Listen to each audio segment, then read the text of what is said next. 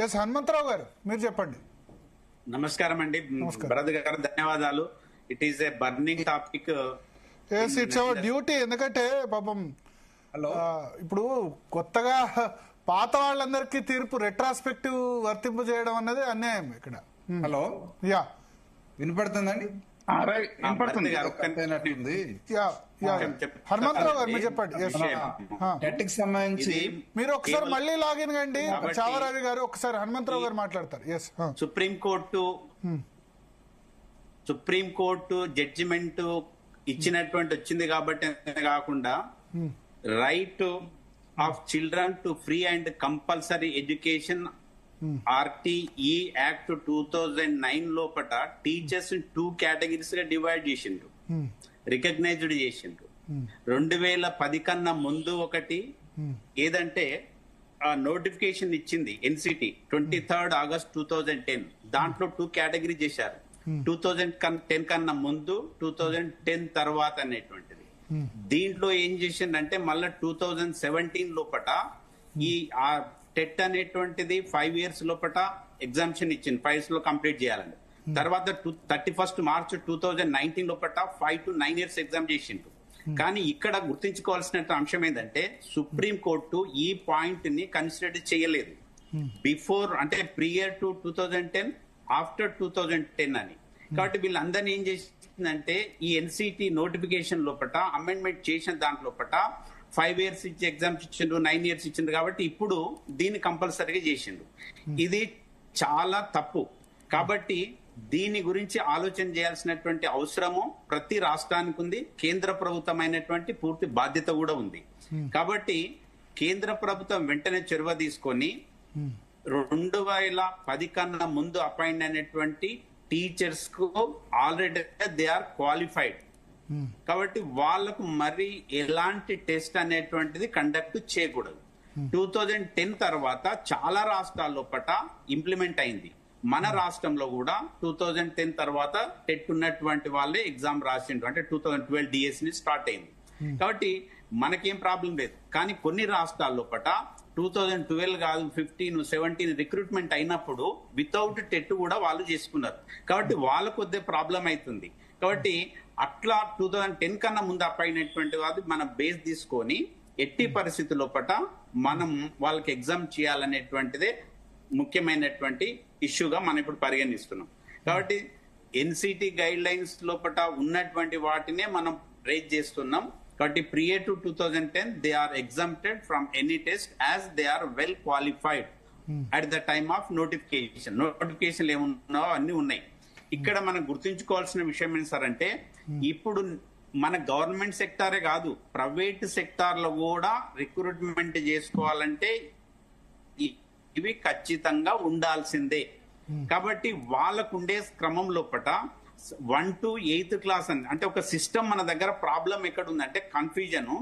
మిగతా స్టేట్ లోపట primary education అంటే 1 to 8th ఉంటుంది.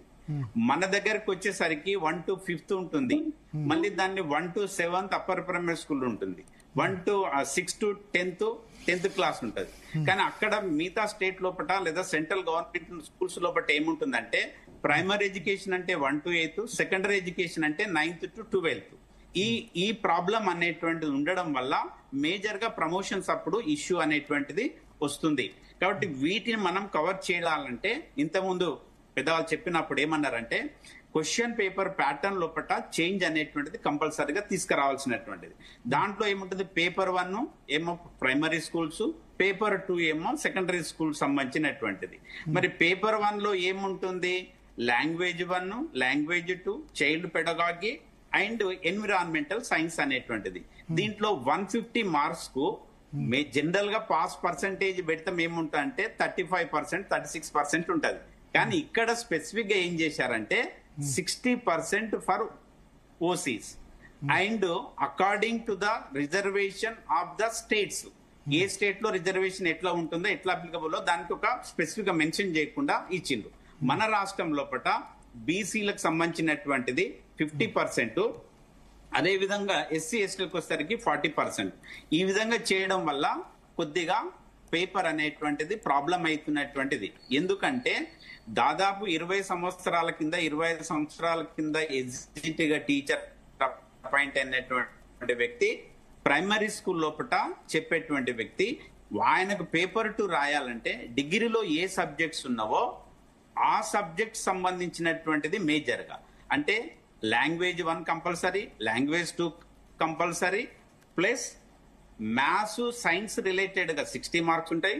ఒకవేళ డిగ్రీలో మ్యాథ్స్ సైన్స్ బేస్ లేకుంటే సోషల్ స్టడీస్ ఉంది అనుకోండి, సోషల్ స్టడీకి 60 మార్క్స్. ఆ స్టాండర్డ్ ఏముంటుంది, హయ్యర్ స్టాండర్డ్ ఉంటుంది. కాబట్టి ఈ 20 years గ్యాప్ లోపల, నియర్ 20-25 గ్యాప్ లోపల ఆ సబ్జెక్ట్ అనేటువంటిది కమాండ్ లేకుండడానికి అవకాశం ఉంటుంది.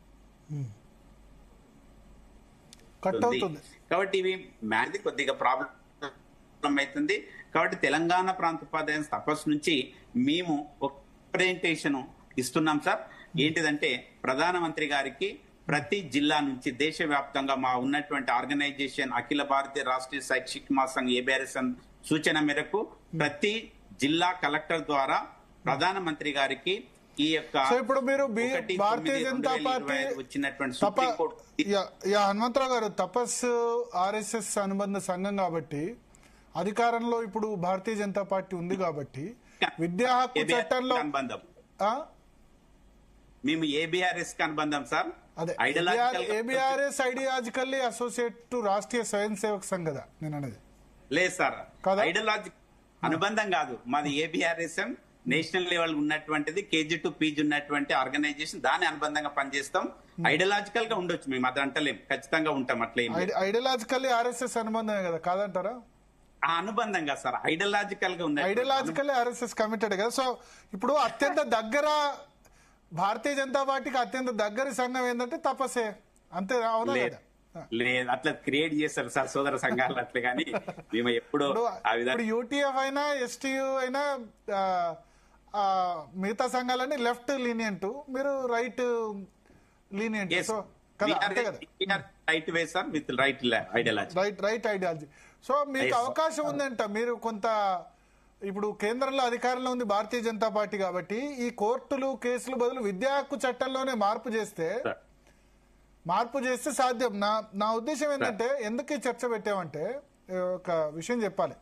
ఎప్పుడో 15 సంవత్సరాల క్రితం రిక్రూట్ అయిన వాళ్ళు ఇప్పుడు మళ్ళా కొత్తగా నేర్చుకోవాలని ఉద్యోగం అంటే అదొకటి కష్టం. రెండోది ఉపాధ్యాయులకే ఇన్ని రూల్స్. ఆల్రెడీ టెట్ లేకపోతే D.Ed B.Ed ఇవన్నీ చదువుకున్న తర్వాత మళ్ళీ టెట్ ఒకటి పెట్టారు. ఆ టెట్లో ఇంతకుముందు సదానంద్ గారు చెప్పినట్టు దానిలో మ్యాథ్స్ వాడు ఆర్ట్స్ చదవాలి, ఆర్ట్స్ వాళ్ళు మ్యాథ్స్ చదవాలట. ఇది ఎక్కడి రూలో అర్థం కాలేదు ఒకటి.